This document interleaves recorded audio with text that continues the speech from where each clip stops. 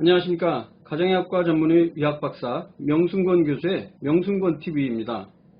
쇼닥터나 비전문가들의 유사의학, 사이비의학, 가짜의학이 아닌 근거중심 의학 그리고 근거중심 진료에 기반한 진짜 의학계에 기반한 지식을 전달하고자 합니다.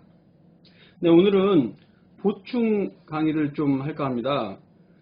비타민제 먹을 필요 없다 강의 바로 어제 올렸었는데요. 제가 그 설명을 좀 빠뜨렸던 것 같아요. 비타민제나 항산화제가 오히려 먹으면 사망률이 높아진다는 2007년에 미국 의학협회지 메타분석을 제가 소개했었잖아요. 근데 왜 비타민이나 항산화제가 음식으로 먹으면 괜찮은데 보충제로 먹으면, 영양제 형태로 먹으면 오히려 사망률이 높아지는가? 그 부분에 대해서 이야기를 하겠습니다.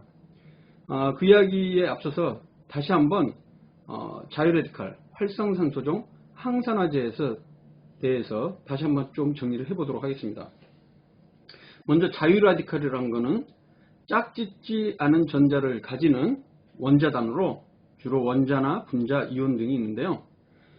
매우 불안정하기 때문에 수명이 수초에서 짧게는 수억 분의 1초로 생기자마자 다른 물질들, 특히 이제 세포막이나 DNA 혹은 이제 콜레스테롤 등과 반응을 해서 전자를 빼앗으면서 세포에 손상을 줍니다. 이 상황을 산화적 손상 혹은 산화적 스트레스라고 하는데요. 영어로는 이제 옥시더티브 데미지 혹은 옥시더티브 스트레스라고 합니다. 그러니까 전자를 빼앗기는 상황 혹은 산소와 결합되는 과정을 보통 산화라고 하지 않습니까? 근데 이러한 자유라디칼 중에서 산소를 포함하고 있는 물질을 활성산소종이라고 합니다. 활성산소종은 영어로 Reactive Oxygen Species라고 하는데요. 여기서 Reactive란 말은 화학적인 반응이 활발하다는 말입니다.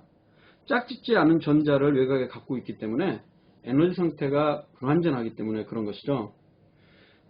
대표적인 것이 바로 산소에다가 전자 하나를 더 가진 O2- 그리고 과산화수소인 H2O2 그리고 수산화 라디칼인 OH 이런 산소를 함유하고 있는 자유레디칼로 보통 활성산소 혹은 유해산소라고 부르기도 하죠.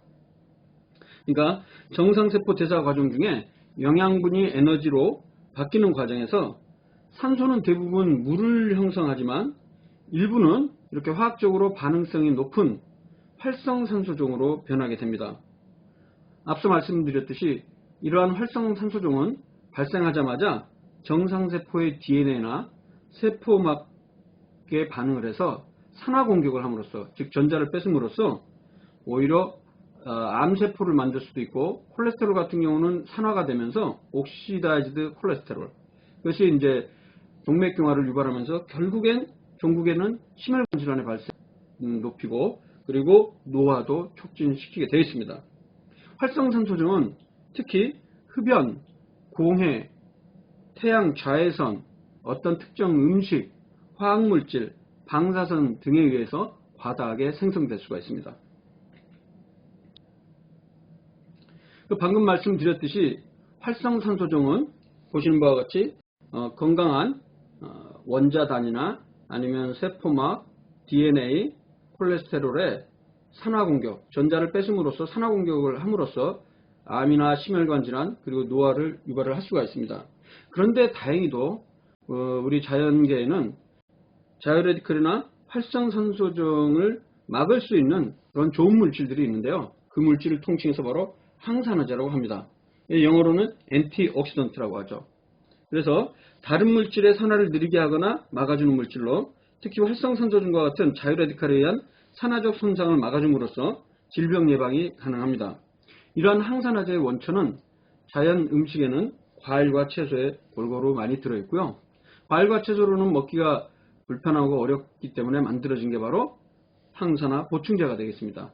우리가 알고 있는 종합영양제들이 되겠죠. 아까 앞서 그 전에 말씀드렸듯이 2007년도 미국 의학협회지에 기존에 나온 47편의 질적 수준이 높은 임상점을 다 종합을 해봤는데, 오히려 이런 비타민이나 항산화제, 즉 비타민 C, 비타민 E, 베타카로틴, 셀레늄과 같은 항산화제를 먹은 그룹은 오히려 먹지 않는 그룹이나 아니면 위약을 먹은 그룹에 비해서 사망률이 5% 높다는 충격적인 결과가 나왔었죠. 그런데 이러한 비타민을 음식으로 먹는 것과 보충제로 먹는 것 사이에는 어떤 차이가 있길래 이렇게 결과가 차이가 나타나는가, 이 부분에 대한 이유들이 있습니다. 여러 가지 이유가 있겠지만 첫 번째로는 합성 비타민이나 항산화 보충제는 과일이나 채소로부터 섭취하는 비타민과 화학적 구조는 같다 할지라도 입체적인 구조가 다른 이유에서 인체에서 같은 작용을 하기가 어렵다는 것을 의미합니다. 즉 흡수율이나 그다음에 인체에 들어와서 작동하는 그런 여러 가지 역할들, 이런 부분들이 다를 수 있다는 것이죠. 또 하나는 비타민C의 경우 예를 들면 비타민C 같은 경우는 아스코빅 애시드라는 그 물질을 얘기하지만 실제로 비타민C는 이 단일 분자 구조 때문에 영향을 발휘하는 것이 아니라 여러 가지 또 다른 조효소부터 해서 다른 물질들이 복합적으로 작용을 해야만 우리 몸에 비타민C의 온전한 기능을 할 수 있다는 그러한 이야기가 있습니다. 그래서 실제 기존에 나왔던 관찰 연구에서 과일과 채소를 골고루 다양하게 먹으면 암이나 심혈관 질환 예방할 수 있고 수명을 연장했다는 이런 이야기들은 이 과일과 채소에는 단순히 한두 종류의 물질들만 있는 것이 아니고 최소한 수십에서 수백 종의 다른 영양 성분이 들어있는데요. 이러한 영양 성분들이 서로 함께 작용을 해야지 긍정적인 효과를 발휘하는 것 아닌가, 이러한 가설도 존재합니다. 무엇보다도 더 중요한 것은요, 바로 이 활성산소종의 양면성입니다. 제가 앞서 말씀드린 대로 활성산소종은 암이나 심혈관 질환을 유발하고 그다음에 세포의 노화를 촉진한다고 했는데요. 이러한 나쁜 일도 하지만 우리 몸에 좋은 역할을 하고 있다는 것이죠. 그러니까 활성산소종은 양면성이 있습니다. 예를 들면 외부로부터 우리 몸 안에 이물질이 들어왔을 때, 대표적으로 세균이나 바이러스와 같은 물질이 들어오거나 아니면 내부에서 암세포가 발생했을 때 이러한 물질들을 죽이는 기능도 또 갖고 있다는 것이죠. 즉 활성산소종은 나쁜 역할도 하지만 좋은 역할도 하는 상황인데 앞서 말씀드렸듯이 이 항산화제, 영양제들을 너무 오랫동안 많이 먹게 되면 오히려 활성산소종의 농도가 너무 낮아져서 활성산소종이 씨가 말라갖고 오히려 우리 몸을 방어할 수 있는 면역, 방어 기능이 떨어지는 것 아닌가라고 추정을 하고 있습니다.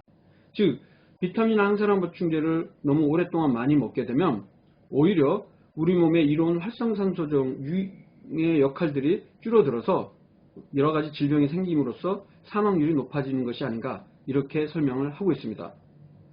자, 명승권TV 다음에는 또 더욱더 좋은 주제로 뵙도록 하겠습니다. 감사합니다.